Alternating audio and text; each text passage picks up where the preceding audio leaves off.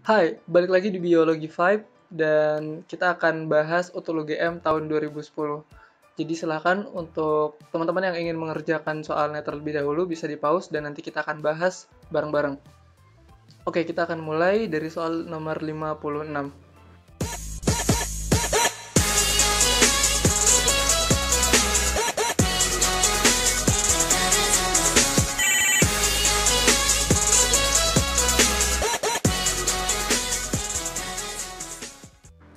Retikulum endoplasma halus berfungsi untuk sintesis. Nah, kita perlu mengetahui struktur dari sel hewan, di mana di sini kita bisa lihat bahwa ada inti sel, terus ada retikulum endoplasma kasar, ada retikulum endoplasma halus, terus ada badan Golgi, mitokondria, peroksisom, sitoskeleton, dan akhirnya ke membran sel. Nah, untuk retikulum endoplasma halus, kita bisa lihat di sini nih. Nah, bahasa Inggrisnya smooth endoplasmic reticulum, dia berfungsi untuk mensintesis lemak atau lipid ya. Nah, sedangkan kalau retikulum endoplasma kasar itu untuk mensintesis protein. Kenapa? Ya, karena emang pembagian kerjanya kayak gitu ya. Nah, terus yang titik-titik ini nih, jadi ribosomnya ya, ini tempat sintesisnya nih, ada ribosomnya.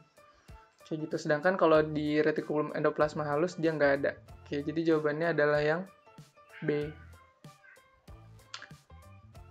57. Hormon berikut yang dapat dihasilkan oleh kelenjar non-permanen adalah.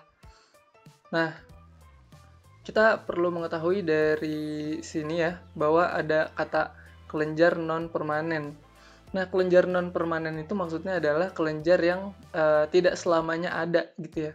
Nah, untuk di tubuh manusia sendiri, terutama di perempuan gitu ya, ada yang namanya siklus menstruasi, di mana akhirnya ada kelenjar yang emang mengeluarkan hormon ketika waktu-waktu tertentu gitu.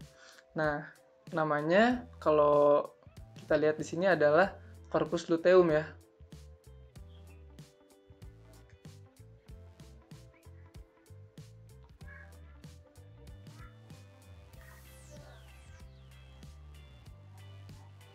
Nah, di corpus luteum ini akan ada pelonjakan hormon, yaitu hormon progesteron. Nah, yang warna ungu ini ya.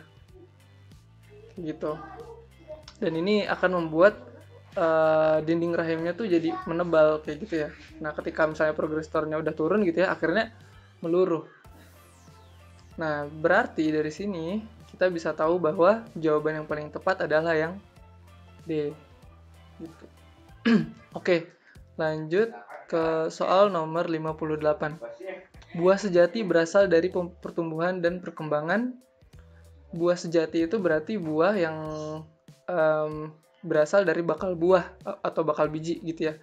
Nah, bakal buah itu nama lainnya adalah ovarium. Oke. D ya. Kita lanjut nomor 59. Alat untuk mempertahankan diri dan melumpuhkan mangsa yang dimiliki oleh Cnidaria disebut.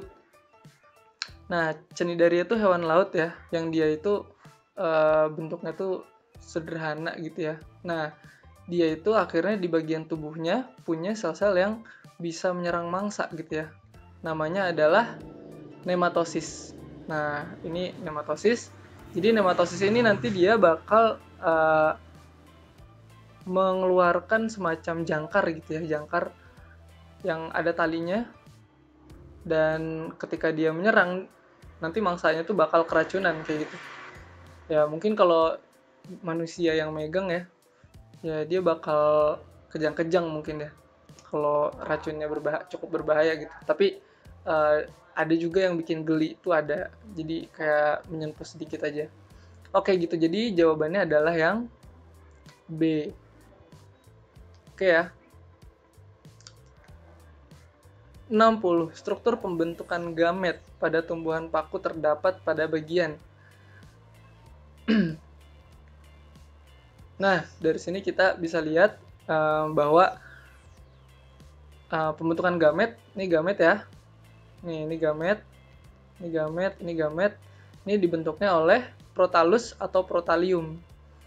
Nah, berarti jawabannya di sini adalah yang C, protalium. Oke, lanjut. Nomor 61. Enzim katalase berfungsi untuk mengkatalisir perubahan. Nah, enzim katalase ini kita lihat ya bahwa katalase ini artinya apa sih? Artinya tuh pecah ya. Jadi metabolisme kan kebagi dua ya, ada katabolisme, ada anabolisme. Nah, lawan kata adalah ana. Jadi kata itu artinya pecah, ana itu artinya gabung. Nah, gitu. Jadi enzim katalase berarti enzim yang memecah. Nah, sekarang kita lihat dari pilihan-pilihan A sampai E ini, yang tepat adalah yang E ya. Jadi ini ada hidrogen peroksida yang akan dipecah menjadi O2 dan H2O. Jadi oksigen dan air.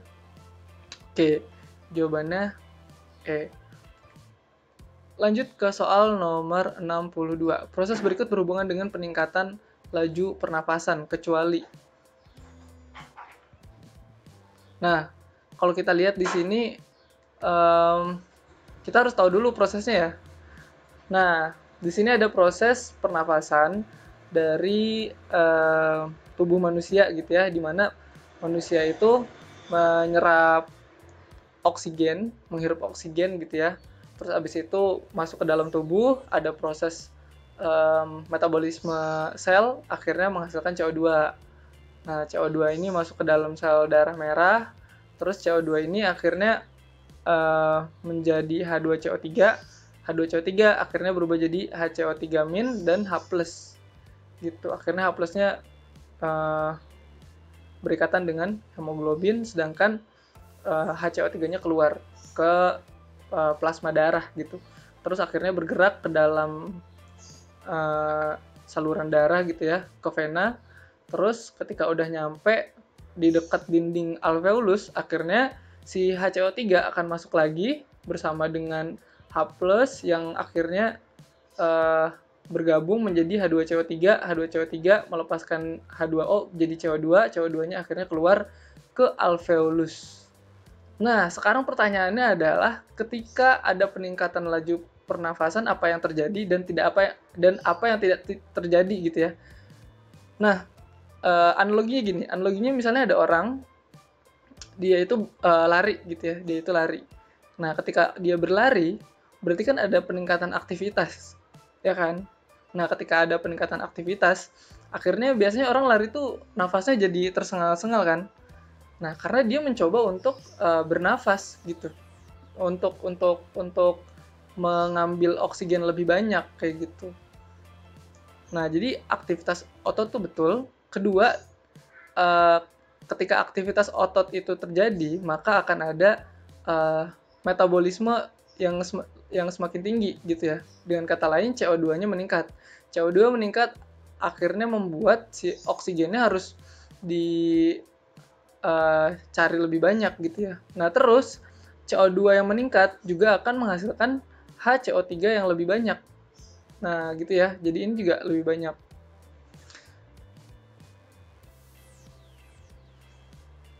Apakah kadar glukosa darahnya meningkat juga? Iya ya.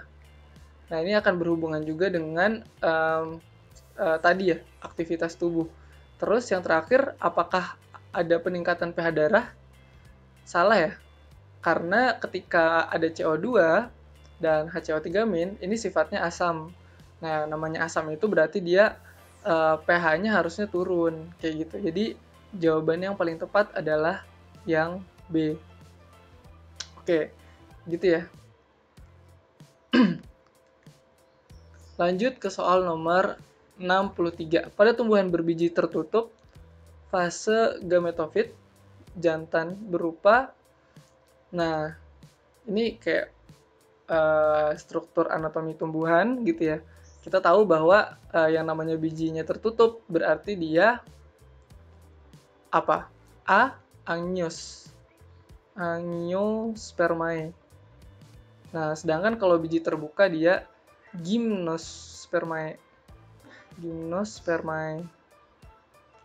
Nah, untuk Angiospermae ini dia um, punya dua ya. Dia punya dua jenis. Jadi ada yang biji tertutup yang monokotil, ada yang dikotil. Nah, dua-duanya tersebut memiliki sistem yang sama ya, sebenarnya sama-sama bunga gitu ya, sama-sama bunga untuk fase gametofitnya. Nah, untuk yang jantannya sendiri, kita bisa lihat bahwa di sini ini yang perempuan ya, namanya putik. Nah, terus kalau yang laki-laki itu yang ini ya. Nah, namanya kepala sari, yang di kepalanya itu ada serbuk sarinya gitu ya. Oke, berarti di sini kita tahu bahwa jawaban yang paling tepat adalah yang A. Oke ya. Selanjutnya nomor 64. Sulur tanaman labu Cucurbita sp akan membelit apabila menyentuh tiang penyangga. Peristiwa ini disebut dengan. Nah, kita harus tahu dulu bahwa di sini ada dua jenis gerakan. Nah, jadi gerakan itu ada dua jenis. Gerakan tumbuhan, dia ada dua jenis. Pertama ada tropisme. Tropisme ini dia berarti gerak tumbuhan terhadap rangsang yang arah geraknya itu ditentukan oleh arah rangsangannya. Kayak gitu. Nah, sedangkan kalau nasti, dia itu pergerakan tumbuhan oleh rangsangan, tapi gerakan rangsangannya itu tidak dipengaruhi oleh arahnya. Gitu loh. Jadi kalau tropisme itu punya arah, sedangkan nasti dia tidak punya arah gitu. Nah, sekarang sumbernya apa nih, sumber rangsangannya? Nah, ini macam-macam. Kalau foto ini berarti cahaya. Nah, terus kalau tigmo ini gerakan atau sentuhan gitu ya. Terus kalau nikti itu gelap.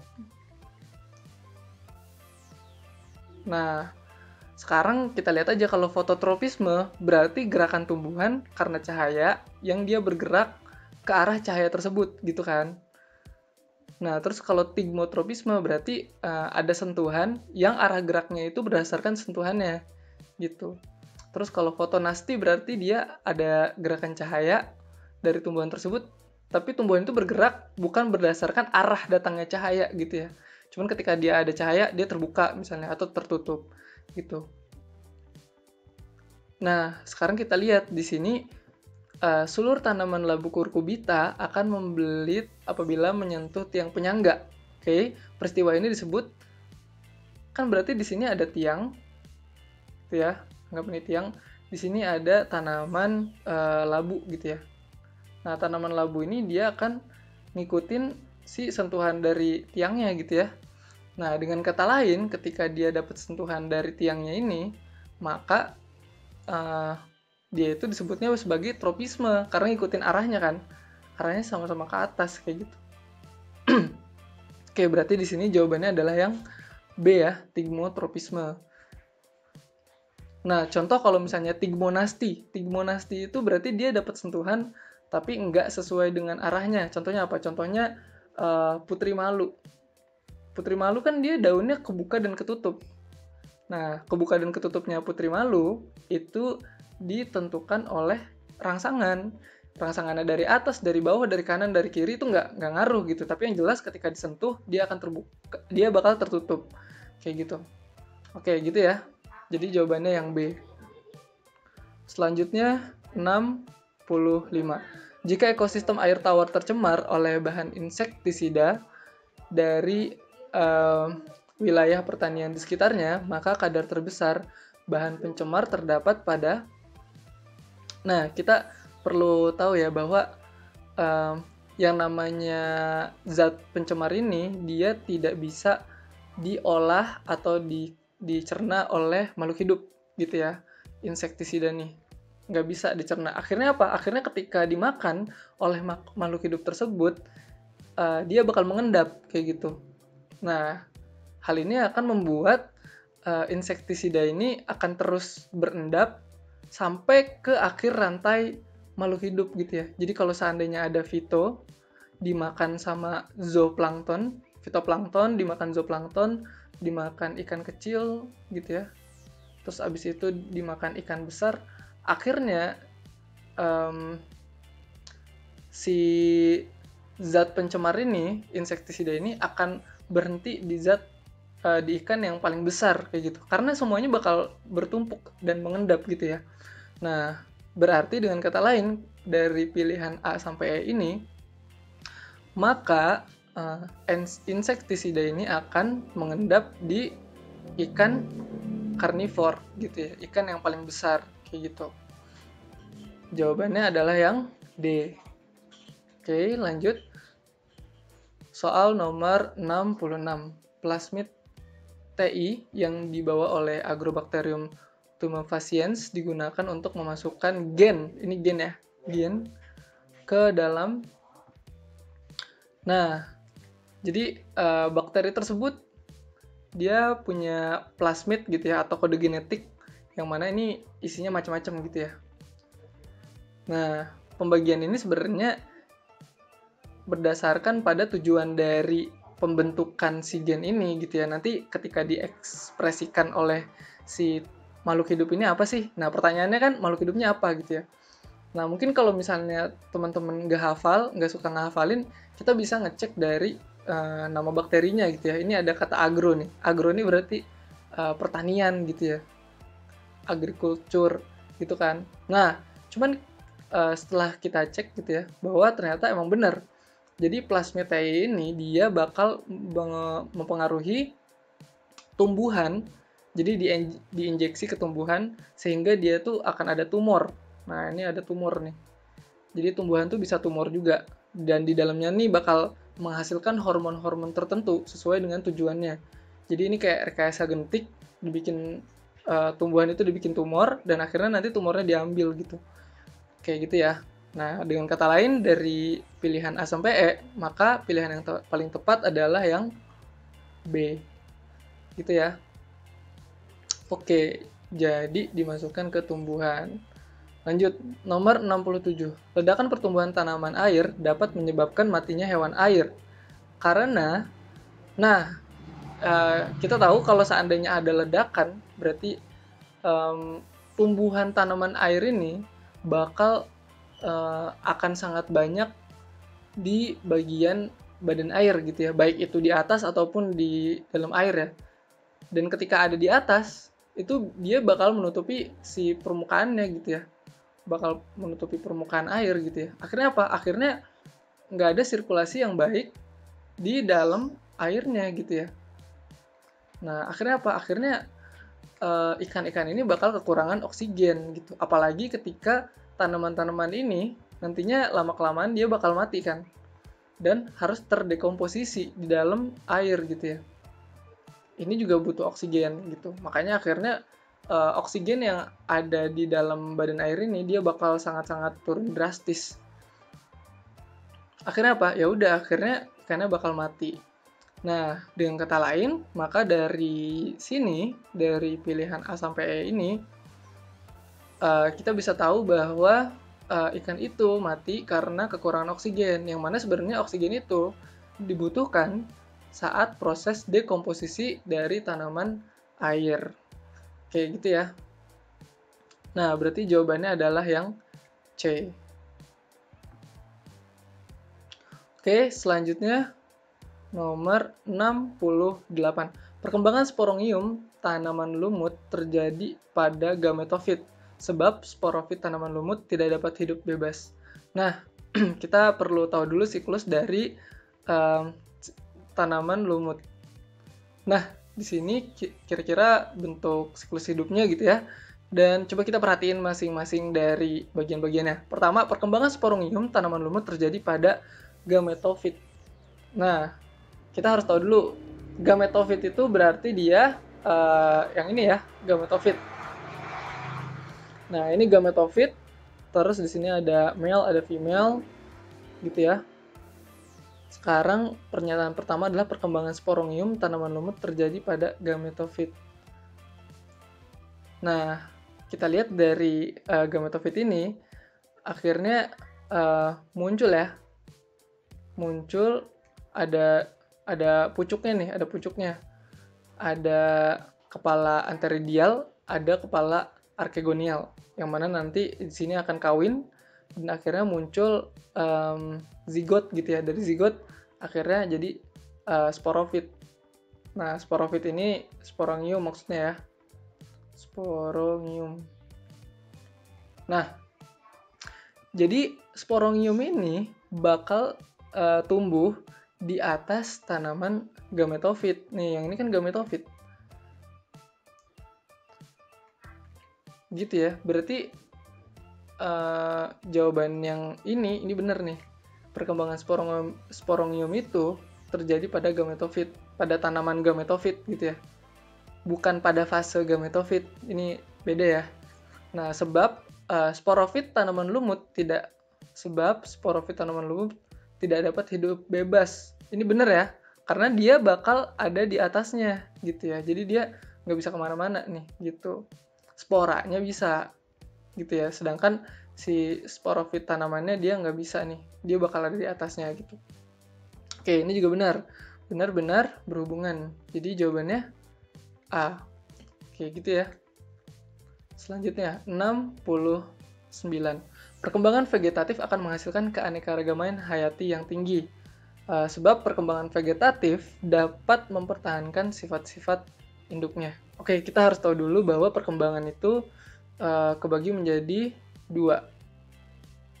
Ada vegetatif, ada generatif. Nah, kalau vegetatif ini dia contohnya tuh kayak stek gitu ya, kayak stek. Sedangkan kalau generatif tuh dia mengawinkan tanaman jantan sama tanaman betina kayak gitu ya. Dengan kata lain, kalau misalnya ada jantan dan betina, berarti di sini kan ada pencampuran DNA gitu ya, yang mana akhirnya akan menghasilkan keanekaragaman. Nah, sedangkan kalau misalnya vegetatif itu kan stek atau tunas atau cangkok gitu ya, dia ini bakal akan sama dengan induknya gitu ya. Berarti kalau kita lihat dari pernyataan pertama ini salah gitu ya. Jadi dia nggak bakal menghasilkan keanekaragaman hayati gitu. Sebab perkembangan vegetatif dapat mempertahankan sifat induknya. Ini benar gitu ya. Oke, jadi di sini salah dan benar. Salah benar berarti dia D. Oke, gitu ya. Selanjutnya 70. Pada tanaman yang melakukan metabolisme asam krasulase, pengikatan CO2 terjadi di malam hari. Nah, asam krasulase ini sebenarnya ini kaktus ya, pohon kaktus. Dia yang gini nih, gitu ya. Ada durinya. Nah, jadi bener ya bahwa tanaman kaktus atau tanaman CAM disebutnya, dia itu metabolisme dengan menggunakan asam krasulase, dan pengikatan CO2-nya terjadi di malam hari biar tidak terjadi banyak penguapan ketika stomatanya terbuka gitu ya. Oke, berarti ini benar. Sebab tanaman yang melakukan metabolisme asam krasulase merupakan sukulenta pada umumnya hidup di daerah kering dan panas. Nah, ini benar ya. Jadi kan umumnya emang kaktus tuh hidupnya di tempat yang kering dan panas. Oke, benar-benar dan saling berhubungan ya. Berarti di sini jawabannya adalah yang A. Oke. Sekarang lanjut ke soal nomor 71. Bagian organ pencernaan ruminansia yang merupakan modifikasi proventriculus adalah, oke, kita perlu tahu hewan ruminansia. Nah, ruminansia tuh berarti dia sapi ya, sapi. Nah, sapi ini ketika dia makan rumput, nah ini misalnya rumput ya. Nah, ketika dia makan rumput, rumputnya ini akan dikunyah secara mekanis gitu ya. Kemudian akan masuk ke dalam rumen. Nah, jadi dari sini bakal masuk ke dalam rumen. Gitu. Nah, setelah dari rumen, dia akan masuk ke dalam retikulum. Dari retikulum, dia bakal masuk lagi ke mulut dan bakal dikunyah lagi. Gitu. Nah, nanti setelah udah dikunyah lagi, bakal masuk lagi ke retikulum lagi, dan akhirnya masuk ke dalam omasum. Kemudian masuk ke abomasum, yang merupakan ini lambung inti ya, atau lambung asli gitu ya. Ini lambung asli. Baru setelah itu nanti masuk ke usus. Dan akhirnya keluar. Nah, dari sini kita bisa tahu bahwa proventriculus, atau mungkin ini disebutnya dengan kelenjar lambung gitu ya, ini mirip banget dengan rumen, retikulum, dan juga omasum. Nah, sedangkan abomasum ini lambung asli gitu ya. Jadi jawabannya adalah 1, 2, dan 3. Oke gitu, 1, 2, 3 berarti dia A. Oke. Lanjut ke soal nomor 72. Kehadiran lemak di dalam usus halus akan merangsang sekresi. Nah, kita perlu tahu bahwa lemak ini akan dipecah ya. Lemak ini akan dipecah menjadi asam lemak dan gliserol. Nah, jadi awalnya ketika ada lemak masuk, maka akan muncul cholecystokinin dan juga sekretin. Nah, cholecystokinin ini dia akan merangsang empedu untuk menghasilkan getah empedu gitu ya. Nah, getah empedu ini akan mengemulsi lemak. Nah, terus akhirnya setelah lemak ini teremulsi gitu ya, akhirnya dari tubuh itu akan mengeluarkan lipase. Nah, ada enzim lipase. Enzim lipase ini akan mengolah lemak emulsi ini menjadi asam lemak dan juga gliserol. Kayak gitu. Nah, jadi tadi yang pertama udah ada 2, terus habis itu juga ada empedu, dan akhirnya ada lipase gitu ya. Dengan kata lain, semua zat-zat ini akan terangsang gitu ya ketika ada lemak yang masuk ke dalam usus halus kayak gitu. Nah, dengan demikian berarti jawabannya adalah benar semua. Benar semua berarti 1, 2, 3, 4. Jawabannya adalah yang E. Oke, kita lanjut ke soal nomor 73. Penyakit berikut ini yang merupakan vektor nyamuk adalah nah, ini mungkin udah familiar juga ya, bahwa nyamuk ini dia jadi vektor atau jadi perantara dari penyakit-penyakit tertentu gitu. Nah, kita bisa lihat di sini ada demam berdarah, DBD, itu kan, ada kaki gajah, oke, benar, dan ada malaria. Nah, sedangkan tipus ini dia bukan dibantu oleh nyamuk gitu ya, tapi biasanya tipus itu oleh tikus, kayak gitu ya. Oke, jadi jawabannya ini 1, 2, dan 3. 1, 2, 3 berarti dia A. Oke.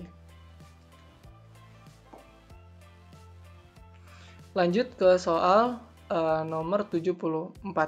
Perkembangan evolusi manusia dapat dilihat dari, nah, ini sebenarnya agak sulit juga gitu ya, bahwa emang banyak perdebatan gitu ya masalah evolusi gitu.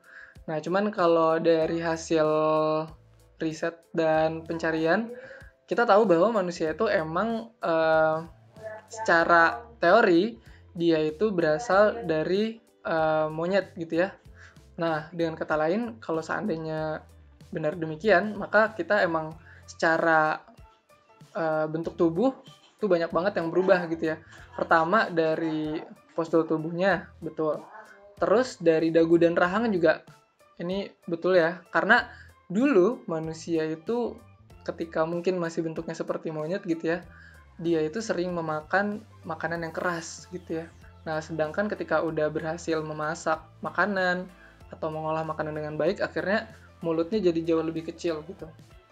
Nah, terus juga dari kapasitas otaknya, manusia itu ada perubahan gitu ya, dari mungkin awalnya otaknya agak kecil gitu ya, sekarang agak jauh lebih besar gitu. Nah, ini juga ada. Nah, dengan kata lain, berarti dari sini semua komponen yang ada di pilihan ini benar gitu ya. Nah, berarti jawabannya 1, 2, 3, dan 4. 1, 2, 3, 4 berarti jawabannya yang E. Oke. lanjut ke soal nomor terakhir, 75. Berikut adalah merupakan pasangan organ homolog. Nah, kita bisa lihat di sini bahwa homolog itu berarti nenek moyangnya sama ya, homolog. Nah, sedangkan kalau yang analog, dia itu kebalikannya.